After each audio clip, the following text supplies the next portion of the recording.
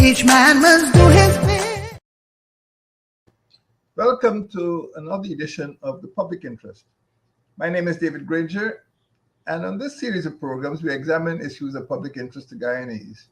And I'm sure that many of you would agree that over the last 25 years, one of the major issues confronting the country and one of the major issues affecting young men and, of course, their mothers and their spouses is the question of violence and death.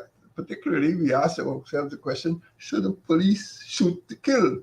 Why do the police in Guyana shoot so many persons? And having shot them, why do they die? Why is the shooting legal? Under international law, police officers should only ever use lethal force as a last resort. This means that when such force is strictly necessary to protect themselves or others from imminent danger, imminent threat of death or serious injury, and only when other options for de-escalation are insufficient. This means that if a man is in his bedroom, in his home, sleeping in bed with his wife, it is difficult to see that he can pose an imminent threat to the policeman. And this is a big problem that Guyanese have. The circumstances on which policemen have shot their victims to death. This is not injury, or this is not a confrontation. This is situations in which people are not resisting the police. And in Guyana, the Guyana police force has killed, many people. I can't go through all of them now, of course, but we remember the shooting of Quindon Bacchus on the East Demerara, and the shooting of, or in Boston, Dartmouth Village in the Pomeroon Supernam region, Region 2. And in fact, over the past 25 years, from 1999 to the present day, particularly those years when the People's Progressive Party civic administration was in office, over 313 men, mostly young men, and mostly from one group, poor young males, were killed by the police. So you can see it is not something that we could ignore. And if we are to move forward as a nation, one Guyana, whatever name you choose to apply to this country of ours, we need to come to terms with the problem of police killings. In my view, under the law, the police does not have and should not have a shoot to kill policy. There is no such policy. They must shoot to kill. As I explained, the law requires only that a policeman should use reasonable force. First, to stop a crime, a serious crime. This is not stealing a car mirror or something like this. And second, to arrest someone who is endangering someone else's life. For example, a wife stabbing her husband to death, or vice versa. A policeman could intervene if someone else's life is at risk. If the assailant is armed or otherwise dangerous, he can be stopped. But the decision to shoot is the policeman's decision on the spot. But the policeman is not a lone ranger. He must function within the law. And a policeman is legally responsible for every single shot that he discharges. So when you hear or read of a policeman shooting a person 5 or 6 times, every shot, has to be explained in a court. And he must show that he was acting in self-defense or in the defense of others, and that his actions on each occasion are reasonable and in proportion to the crime that is being committed. So it's a very technical situation. And when we see policemen kill victims and 1, 2, 3 years pass without that policeman being charged of murder and being brought before the court, it is time for public to be very, very concerned about the state of law enforcement in this country. And this is why we're having this program today. But in Guyana, we are subject to international scrutiny. The United States, particularly, every single year in March, and you can expect a report coming out very soon, produces a country report on human rights practices. Every month, you can Google years back, a country report on human rights practices. And some time ago, I mean, it's not up to date, it reported that the Police Complaints Authority, the PCA, which is a legal body set up under the laws of Guyana, reported 14 unlawful killings by the police in that year, 2012. The report suggests there was an unlawful killing every month for that year. This is under the PPP administration. There have been over 100 extrajudicial killings by persons also who were members of death squads. And remember what the former head of the presidential secretary had to say about death squads and phantom squads, phantom gangs. And in fact, one of the disgraceful episodes in our history is when the former Minister of Home Affairs had to be dragged before a commission of inquiry to investigate his involvement in managing, death squads, phantom squads, which are going out there killing poor young males. So we can see that the police force or individual members of the police force were involved in killing people every single year, especially while the PPP civic was in office. Not only has the United States Department of State issued country reports on human rights practices, the United Nations Human Rights Committee submitted to the PPP 22 recommendations, including a call for prompt investigation into extrajudicial killings and the excessive use of force. And they wanted this investigation to be done by an impartial body. And this is within a year of the presidential change in the PPP administration in 1999 to 2000.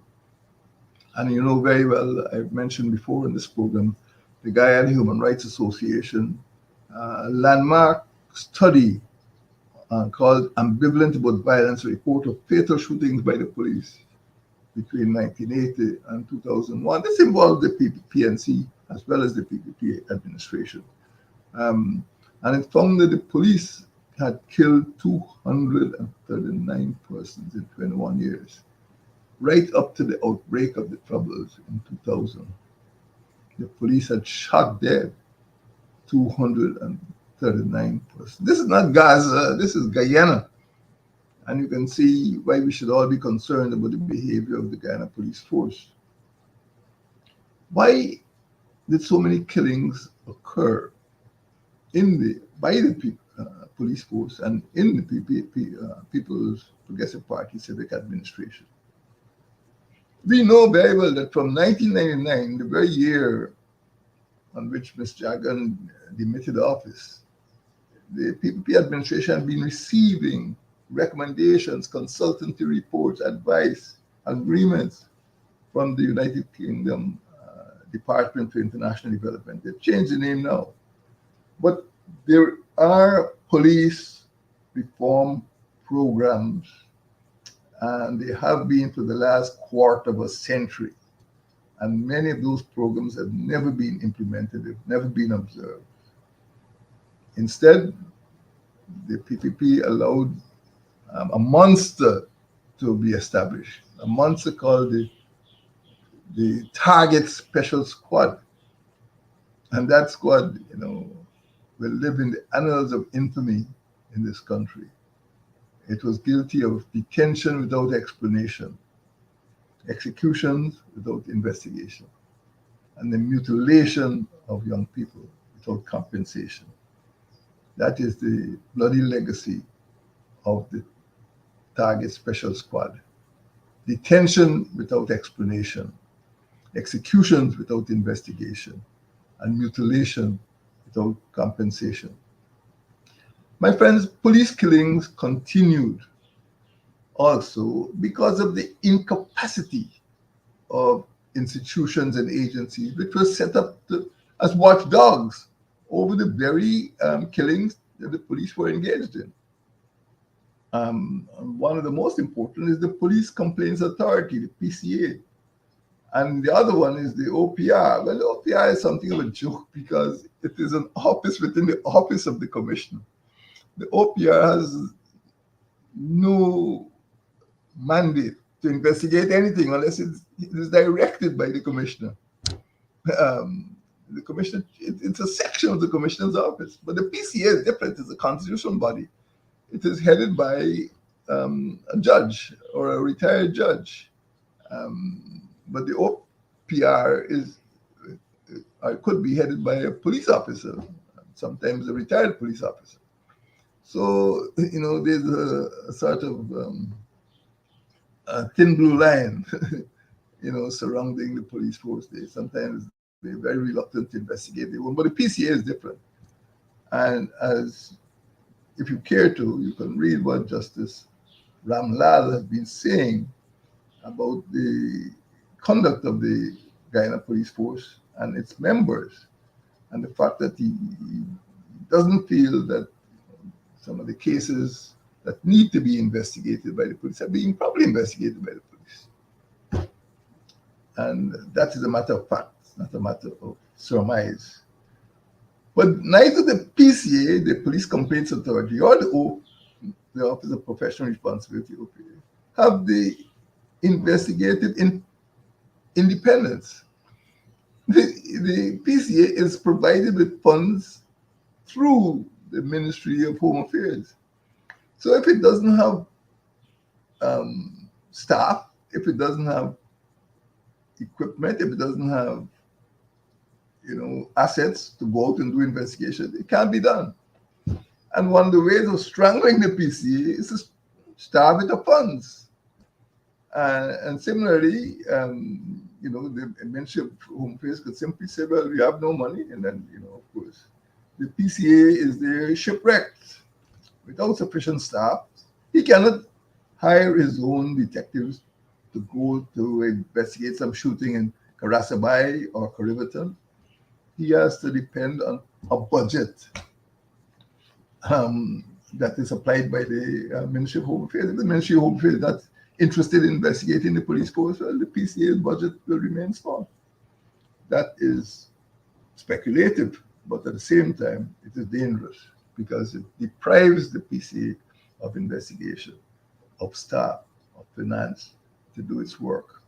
And as far as the OPR, the Office of Professional Responsibility is concerned, well, as I said, it is an office within the office of the Commissioner of Police. It's got almost zero independence as far as I'm concerned. The other agency, which is very important, is the Police Complaints Authority.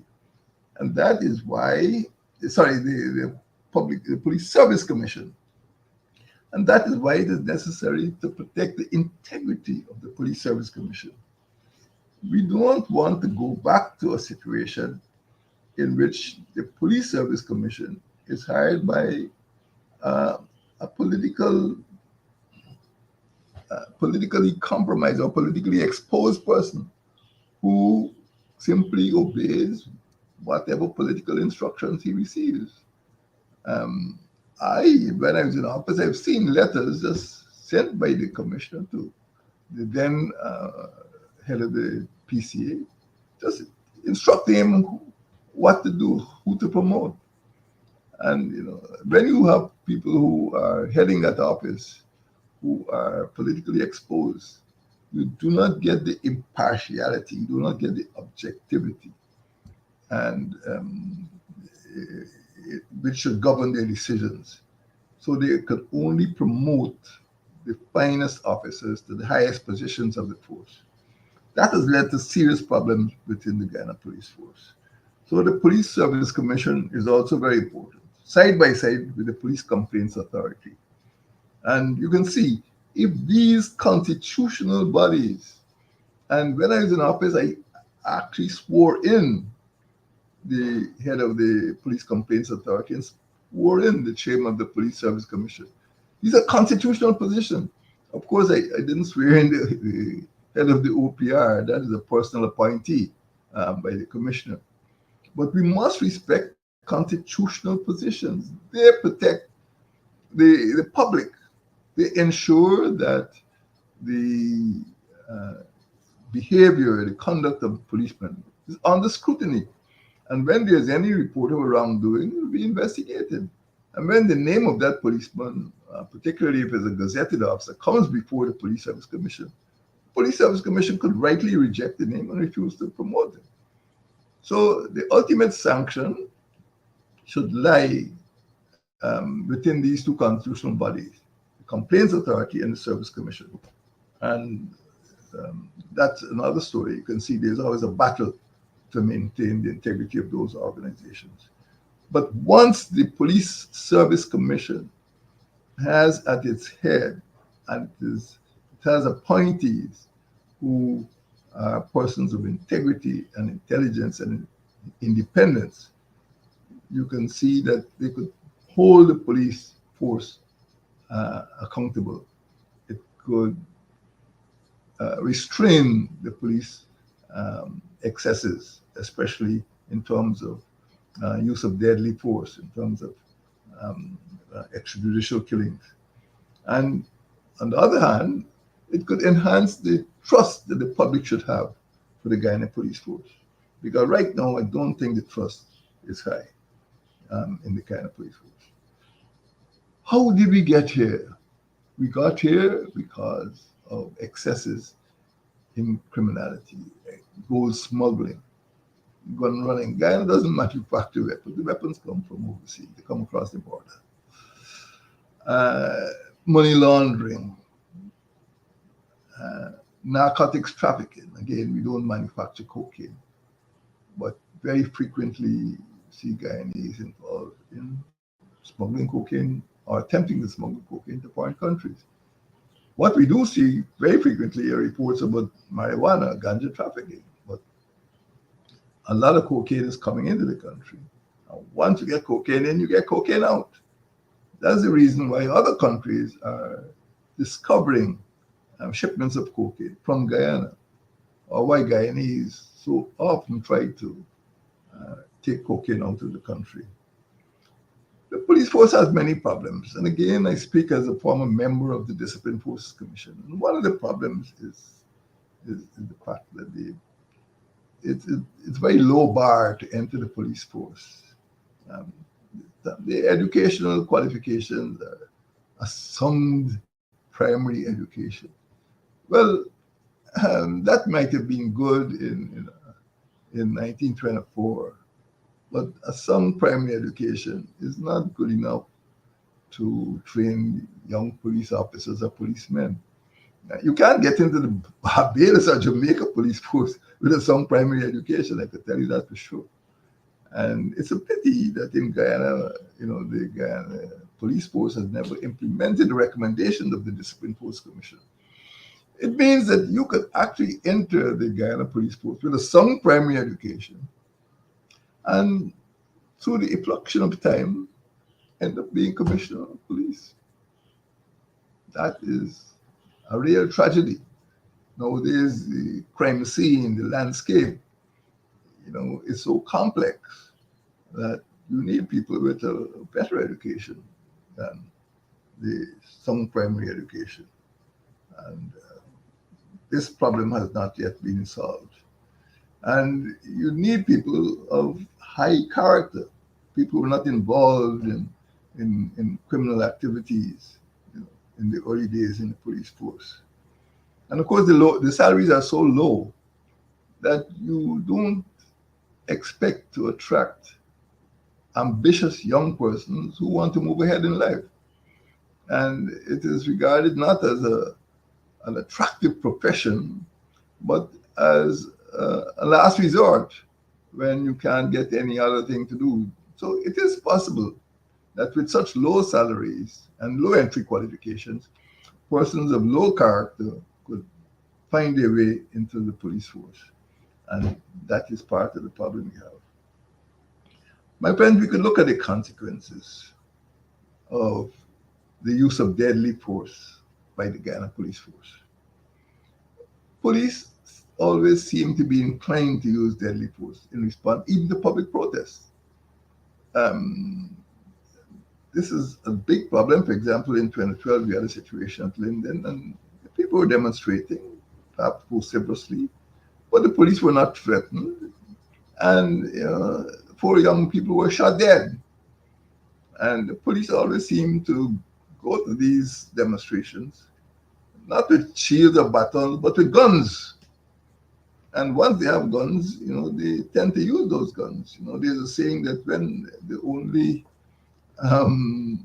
tool a person has is a hammer, every problem he faces seems to be like a nail.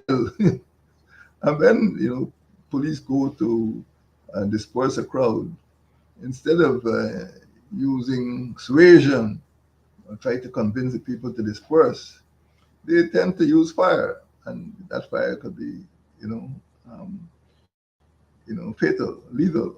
And this is one of the problems we had in Buxton as early as 21, when the police just shoot their smoke and affected the residents and shot many young people. And on another program, I can give you the names of those young people. So these incidents and this behavior have caused the communities themselves to turn against the police. Police are no longer regarded as people who will protect them.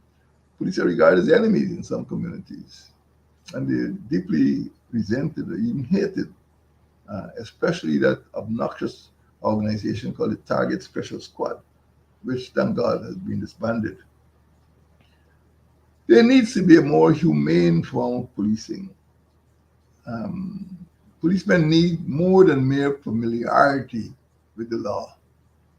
They need to have the character to display respect in the relations with the public. And they need to behave responsibly in situations of confrontation. But because of the reasons I just mentioned, the low entry qualifications, the poor salaries, the police do not have a reputation for service and protection. In fact, the reputation is more likely to be self-service and corruption. And one of the big problems, it is heavily politicized. And there is a widespread perception that the police are simply carrying out the instructions, the political instructions of the administration. When in fact the Police Act insulates the commissioner from those instructions.